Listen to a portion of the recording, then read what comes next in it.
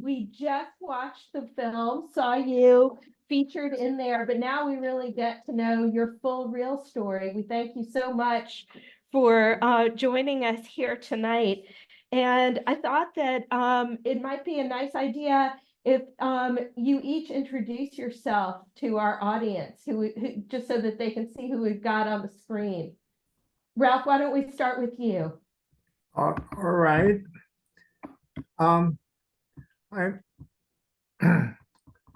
Are you going to ask me questions, or am I going to just start? No, she just asked you to introduce yourself. Oh, so the audience yeah. knows. I am Ralph Preiss, and I'm here in Poughkeepsie, New York, retired IBMer. And I'm Jacqueline Weitzman, his daughter, and I'm next to my father here. And I'm Keith Dvorchik. I'm technically Ralph's nephew, but I've always called him my uncle my whole life. So wonderful to have all of you here, and extra special thanks to Lisa Bachman for connecting us so that we could have you really enrich our understanding of the experience. You know, we just got the sort of big overarching picture from history. Now we really want to hear from you about some of your personal experiences. And so, Ralph, I'm going to ask you some questions, and I know that you and Jackie have prepared a presentation for us. So I think, well, let's start at the beginning. Could you tell us a little about your family's background and your life before the war? My father's family can be traced in Germany back to the 1740s. My mother's father, Dr. Adolf Süßbach, had risen to the rank of general in the Prussian German army, in charge of hospitals on the Eastern Front during World War I. My father served as a medic in that war, and afterwards studied medicine in the University of Breslau. He was assigned by socialized medicine to my grandfather's medical practice as a doctor in Rosenberg, Upper Silesia. There he met my mother, who worked as a nurse for her father. I was born in 1930, and we lived above my grandfather's practice across the street from our synagogue. You would say that my family was very assimilated, contributing to the fatherland and reveling in the German culture. So things began to change for you and your family. Could you tell us a little about some of your childhood, your experience in school, and when you began to realize that your Jewish identity and your family's Jewish identity was really a change, the status was changing for you? I had a very happy childhood. And once I started school, I loved to salute my Führer every morning. Life changed for me personally the day in first grade, when my teacher called my name and said I could no longer salute the picture of Adolf Hitler because he wasn't the Führer of Jews. This was devastating for me. Shortly after that, I was told I could no longer attend our local German school, and along with other 7 Jewish children in my town, I had to travel every day by train to attend a Jewish school 13 miles away. Often, when we walked home from the railroad station, there would be older children waiting to chase us, throwing rocks and calling us dirty Jews. I learned to run very fast. Mm. I wish you could be here in the audience to hear all the sympathetic response to hearing about your childhood. You've really got everybody's heart in their throats here. I wanted to find out, I mean, clearly things were dire. At what point do you remember, I know you were young, at what point do you remember when your parents decided they must leave? And, what challenges, can you describe for us some of the challenges that people faced during that immigration process? Getting retrained, getting the right documents, all of the logistics of what it meant to uproot yourself. Well, for many years, members of my extended family who had already left Germany would write to us saying we needed to get out. They had lost their jobs early in 1934, as well as professional Jews, doctors, lawyers, teachers were no longer allowed to work for the government. We got letters from my father's sister in Johannesburg, from my mother's brother who had gone to Shanghai, and her sister in Paris, and from my father's cousin in New York. But my father was the one of 5 doctors in our town.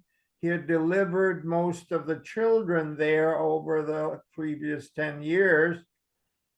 He was not fired by socialized medicine till the end of 1937, when an Aryan doctor moved into town to take his place.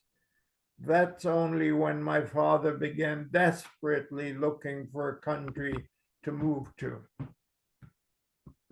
How did your family learn about the Philippines as an option?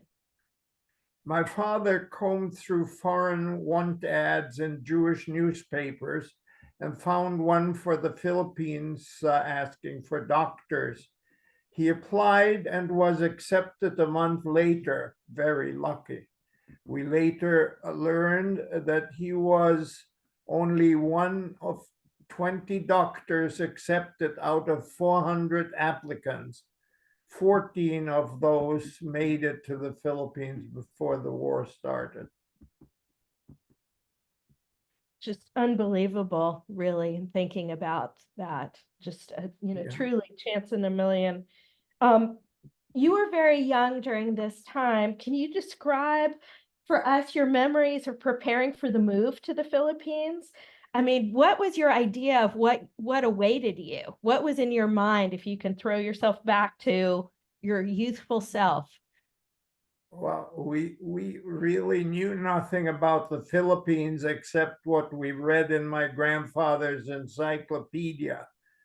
It was a Spanish colony, and the official language spoken was Spanish. So my father knew exactly what to do, and that is study up on tropical diseases, and all of us started studying Spanish. In addition to Spanish lessons, my mother took lessons in corsetry so that she would be able to support the family while my father took his medical boards to practice in the Philippines.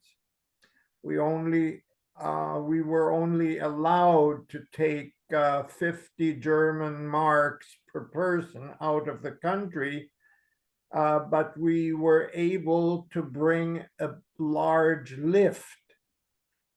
So rather than leave any money to be confiscated by the Nazis, my father bought medical equipment to supply a small hospital, as well as furniture, tropical furniture, and clothing for our new life in the tropics. My mother bought the latest electric sewing machine. My parents were staying overnight with relatives in the city of Breslau on November 9th, 1938, to inquire at the American consulate for the arrival of our Spanish visas. My father thought that the American consul was helping Spain because they had no consulate in Breslau. Only on our ship did we learn that our encyclopedia information was out of date. In 1898, Spain surrendered the Philippines to America, and English was a spoken language. And as you saw in the film, November 9th was to become known as Kristallnacht. My grandmother and I were home alone when our house was attacked by hooligans who tore off the shutters and smashed all the windows of our house. But before they could enter, our area neighbor shot his gun into the air to scare them away. And then he helped us cover the windows with sheets. Later that evening, the Gestapo came to arrest my father, but my grandmother told them he was in Breslau. They demanded that he surrender to authorities on his return. That night, from my bedroom window, I saw a beautiful synagogue burning. I had nightmares about that fire for a long time thereafter. The Torah had been saved from the fire, and we got permission to take it with us to the Philippines. I became a bar mitzvah at Temple Emil in Manila, reading from that Torah. Back in Breslau, when my uncle and his son were arrested, my parents were upstairs on their house, and my mother kept my father from surrendering too. Thus, he stayed in hiding in Breslau till our visas arrived. My mother returned to Rosenberg alone and was responsible for packing us up and making sure all our parents were in order. All your papers. All our papers were in order. I remember policemen would come periodically to look through our things to make sure we weren't packing anything not allowed in our lift. Our dog, a beautiful boxer, you see him there, named Axel, was taken away, conscripted into the German army. Oh, wow. As far as expectations, we had no idea what we were facing. We didn't even know where the Philippines were before it became an option for us. Unbelievable, truly unbelievable. And I can imagine how terrifying that was for you as a boy. Can you describe what the travel to the Philippines was like, what it was like on the boat on your voyage? Oh, that was fantastic. A great adventure for an 8-year-old. The SS Potsdam was quite large. Again, to use up all our money rather than leave it to the Nazis, my father bought us first-class tickets, and I had the run of the ship. The ports we stopped in, like Bombay and Colombo and Singapore and Hong Kong, were wonderful experiences. And going through the Suez Canal was particularly exciting. I saw camels on both sides of the ship. I ran back and forth between sides of the ship. Oh, that just really, I mean, what a new beginning. Can you describe for us what it was like when you disembarked, when you first arrived? What did you see? What was it like? How did it differ? And can you tell us a little about your impressions of the Jewish community you found there? It was very hot. That was my first impression. I was still wearing a heavy German dark woolen suit while everybody else was in white cotton and sharkskin suits. It was very noisy, especially at night when the frogs came out. But Manila was beautiful and had lots of tree-lined streets and flowering gardens. Manila Bay and the sunset were spectacular. and I loved all the fresh fruit. But everything was very, very different. At first, I could only play with German speaking kids. But once I learned English at Bacher Hall, a part of Temple Emil, the center of Jewish life in Manila, I was able to make friends with the neighborhood kids. Oh, that's an amazing that you have these photos. Um, so, your father was first recruited as a doctor, but that turned out not to be how he made a living. How did your family begin to make a life, negotiate a life for all of you there? Yeah. Well, although being a physician was our ticket out of Germany, my father was unable to practice medicine in the Philippines because of a newly enacted law that protected local jobs. But my father engaged in several professional pursuits using his background in chemistry and a lot of ingenuity. First, he worked as an X-ray technician at Mercy Hospital in Manila, where he had sold his medical equipment. He then started a small manufacturing company called Precioso that produced mouthwash and lotions.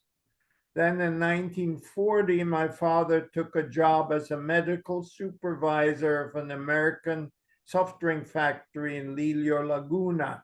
There he added vitamin C to an orange drink called Tone Up and won a big contract from the US Navy for its use in submarines to prevent scurvy. My mother made custom women's undergarments with her electric sewing machine. Among her clients was the wife of President Quezon. And as you saw in the film, we were very much part of the Jewish community there. He also made friends with our neighbors. One was the family of a film star, Para Luman, and I chaperoned her on many film shoots. The Philippines became our home. Truly amazing story. I think for many of us, we didn't really have, this film series that we've been hosting so often focuses on the experience of the war in Europe. In the documentary, we saw just the horrors of living under Japanese occupation. What were the years of the war like for your family? Oh, once again, we were very lucky. After the Japanese invasion, we were not interned nor subjected to violence like so many other Europeans and locals, because even though our German passport had expired, the big red J stamped on it, the Japanese considered us German allies. They didn't care that we were Jewish. I'd been living in a with family friends and going to school in Manila when the Japanese bombed the city the day after Pearl Harbor. But after that, I joined my parents, who now lived in San Pablo City. We were mostly left alone by the small local Japanese garrison, although the commander of the garrison spoke German perfectly and would come by to borrow books from my father's library. In 1943, I returned to Manila to prepare for my bar mitzvah and to attend school there. At school, we had to learn Japanese, and the curriculum reflected the propaganda promoting the Greater East Asia Co-Prosperity Sphere. Things changed again when MacArthur made good on his promise to return. By the end of December 1944, we learned the Japanese had planned to take 10 lives for every Japanese soldier killed. So late one night, we were aided to flee into the jungles of Mount Banahao and Lillo, a dormant volcano full of tasty water springs about 20 miles from San Pablo. There we were a party of 70, which included 11 Europeans, the rest Filipinos and their families, and 10 gun-toting Filipino guerrillas. We became a well-organized camp, moving every week to keep a few steps ahead of the retreating Japanese army. My father was part of the organizing committee and served as camp doctor. My mother helped with cooking and feeding our group, and I joined the scouting and lean-to building crew, learning to use a sharp 2.5-foot long hatchet called a bolo, which would cut through coconuts in one slice and chop clearings through the jungle. We were in the mountains for about 4 months, descending in early April, making our way across the Japanese lines to the liberating American army. Unbelievable, really extraordinary. Tell us a little about the years after the war. What did you do, and tell us about your parents? During the fighting, most of San Pablo had been destroyed. Our house was completely gone. So once again, we had to rebuild our lives. I went to high school in San Pablo, finishing in 3 years, and then began studying engineering at the University of the Philippines. After a twister destroyed the engineering Quonset in 1949, I was able to get a visa to come to study at MIT and continue my studies there. I had every intention of returning to the Philippines after I earned my degree to work for the Manila Electric Company. But then I learned about computers in graduate school and met my late wife, Marcia, and got offered a job at IBM.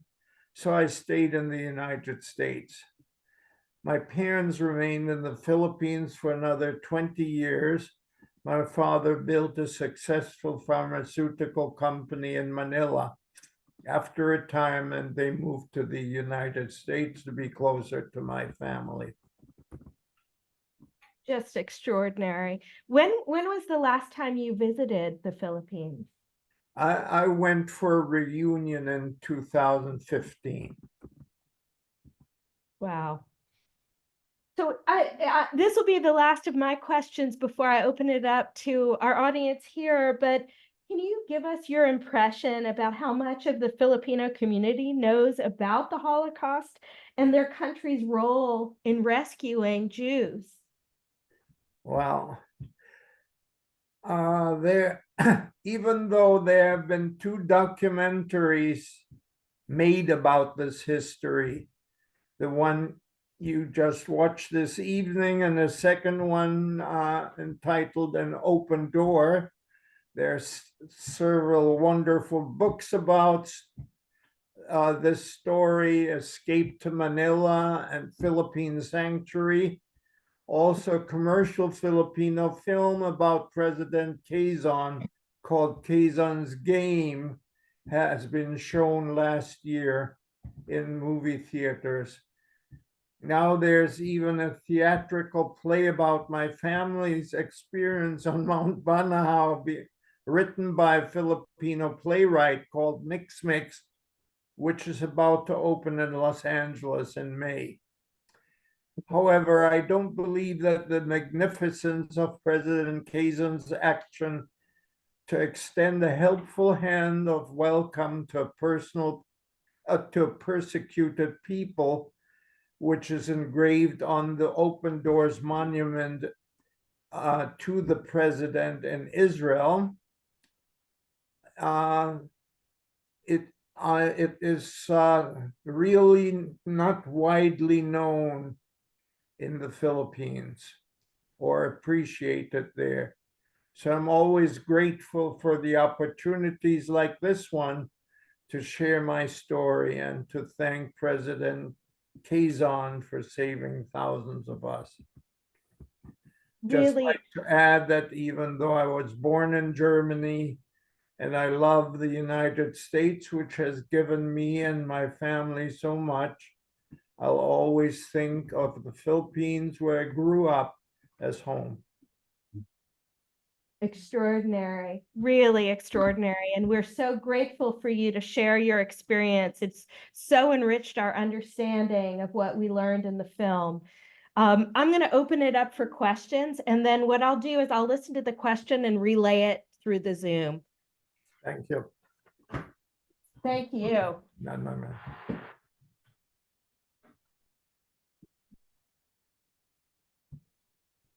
Curious, the Torah that was part of his bar mitzvah in Breslau, if I remember correctly. Did that survive? Is that possibly something that is now housed possibly with him or the synagogue in New York? I'm just curious about that. We have a question about the Torah that came with you to the Philippines, Yes. to Temple Emil. Do you know its status? Do you know if it survived? No, it did not. Temple Emil was used by the Japanese as a munition dump, and it exploded during the occupation of during the reconquering of Manila. So everything was gone.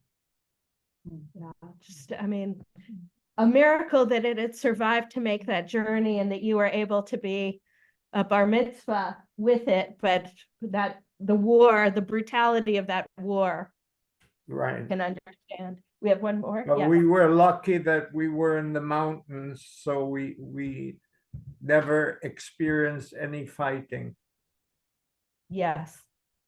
I was wondering when you started to tell your story and what was the impetus for beginning to tell your story? So the question has to do with when you began to tell your story and what was the impetus for you to start sharing your story? Actually, I hadn't talked about it till this daughter here, my youngest daughter, asked me In third grade. for her third grade assignment. She had to tell about her parents, and so she started asking me questions. Then I realized, gee, this story should be told. And I then was invited to various places, various temples to talk about it in this area here around Poughkeepsie. Oh, that's great. Well, that leads to my next question. I was going to ask both of you, Jackie and Keith, when you first began to learn of your family's history. So Jackie, it sounds like third grade was the beginning. What do you remember your reaction? I don't actually. I mean, we grew up knowing that our grandparents lived in the Philippines and that my father was German and that he had survived. And the rabbi in our synagogue was a Holocaust survivor. And so it just seems sort of natural that my father would have this story. Though even to this day, I mean, even just preparing for this evening, my father comes up with more stories that I hadn't heard. And like the story of Paralumen, the movie star, that as a 9-10-year-old, he was asked by her mother to accompany her. She was 18 or so, 17, Yes. 18 years old, to these movie sets to make sure there was no hanky panky. Like the mother couldn't be there, but this little boy could watch over. This story I only learned a year ago, and Paralumen, if you say Paralumen, people know her in the Philippines. She was very famous. So it's sort of extraordinary. Oh, that's great. Keith, when did you first begin to learn a little about the family history? It was probably when I was in elementary school, and it was confusing because it was, you know, Ralph was from the Philippines, but he doesn't look Filipino. Yeah. And so it didn't really make sense until I got a little older and began to understand that no, he was German and, you know, grew up in the Philippines because of the Holocaust. But I remember being really confused that, you know, like he can't be from the Philippines. It just doesn't seem to make sense. And also Like- on our mother's side of the family, it's all Russian Jews. We knew that story. And then there was sort of this weird uncle who, Yeah, I mean, and I think that's been part of our educational series. Last year, we watched a film about Shanghai. And so, you know, I feel that we're getting a sort of broader experience. When they say world war, they mean world war. So, you know, really extraordinary. I Yes, mean, we had family members in Australia and South Africa from those different family members that were lucky to get out and went very far afield. yes, that diaspora, yes. Obviously there was a lot of loss during this time and whatnot, but how were they able to keep in touch with family kind of during this time? And then also like after like both wars really, did anyone else like maybe relocate over to the Philippines and whatnot? We have a question about, you know, with the family getting so spread out, were you able to keep track of where people landed? You know, were you able to keep in touch after the war or reconnect after the war? And did your presence in the Philippines allow perhaps others to join you there? No, unfortunately, nobody came to the Philippines, which really was very much destroyed during the war. So everybody, all the Jews left the Philippines as soon as they could. Just my parents stayed behind because my father had a business there. Let's see.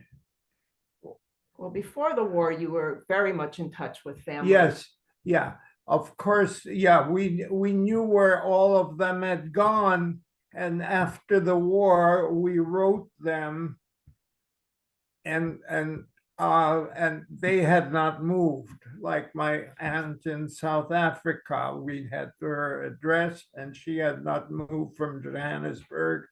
My uncle in Shanghai had not moved. My cousin in New York had not moved, my father's cousin.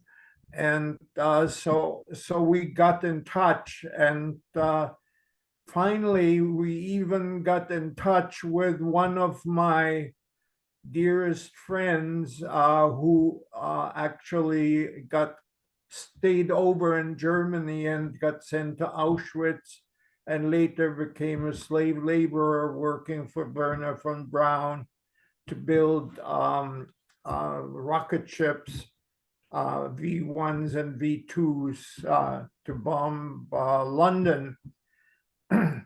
And he became an engineer.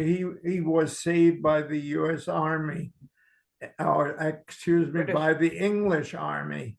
And he was taken to London, and there he became an engineer and then visited America. And because he knew that a friend had moved to Los Angeles from Germany, he remembered and looked that friend up. And sure enough, they in turn knew us, or my parents. So that's how we got together again. In 1974. In 1974, after all those years. So Amazing to make that connection. Yeah, just by accident that things worked out. But we certainly lost a lot of other members, like my father's uncle. My father had 5 uncles, and they somehow disappeared. We never heard from them again. So, Terrible. And your cousins that went to Paris. yeah, no, my cousins who went to Paris, they always, my parents always thought that one day they might show up again, but they never did. We, my a friend of Marcia's had a boyfriend who was involved in a book that actually indicated what happened to the Jewish people from France, and their names appeared in that book. That's how we found out. Actually, the records of their deportation. Yes, from, which trains they were sent on, and how many survived, and how many didn't. In our case, they did not. They were in 3 different trains, and no survivors on each of these trains. Oh, I'm so sorry. What a tragic way to find out. It's a real shock to Right. find out in such a way. All right, we have another question. Yes. I was wondering, did some of the Jews from the Philippines go to Israel? And the fact that they have a monument there, I assume that they did. So the question is, did some of the members of the Jewish community in the Philippines go to Israel? Oh, yes, many went. Yeah. My family too, many left for Palestine at that time. And Margaret Pins, the Yeah. consuls went Yeah. to Israel from the Philippines. Yeah, the people I stayed with In Manila. in Manila, Hmm. they went to Israel after they grew up. I can imagine that the devastation in the Philippines after the war and the hope of being able to be part of Israel really Yes, became a big draw. it was a big draw. Yes, another question. Does Keith have any Holocaust history in his family?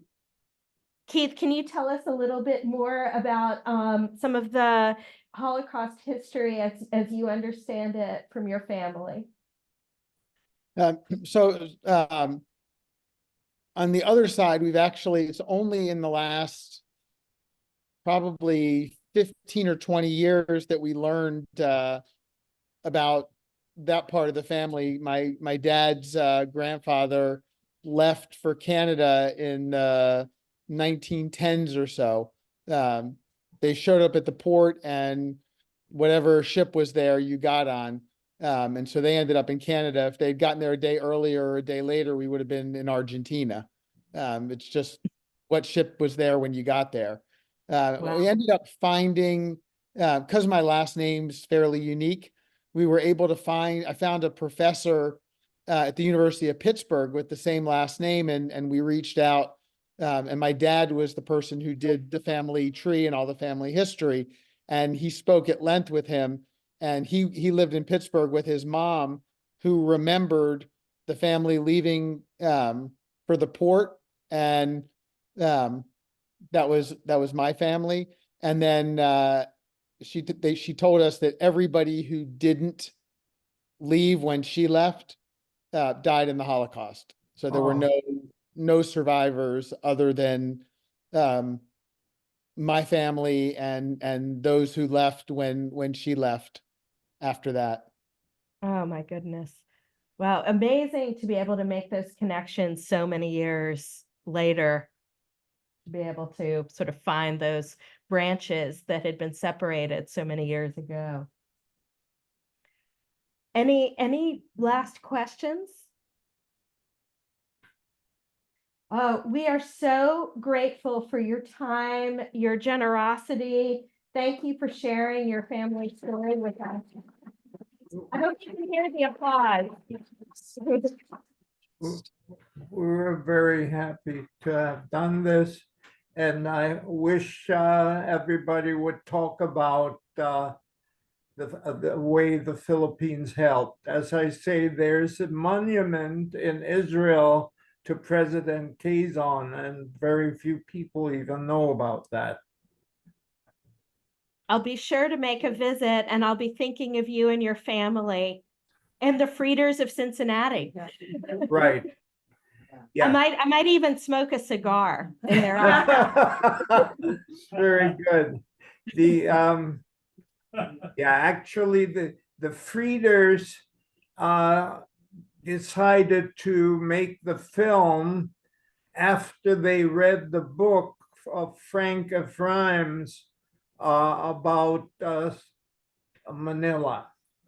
And so many of the grandchildren didn't know the story until Yes, that that time. came out. About 50 people of the Frieders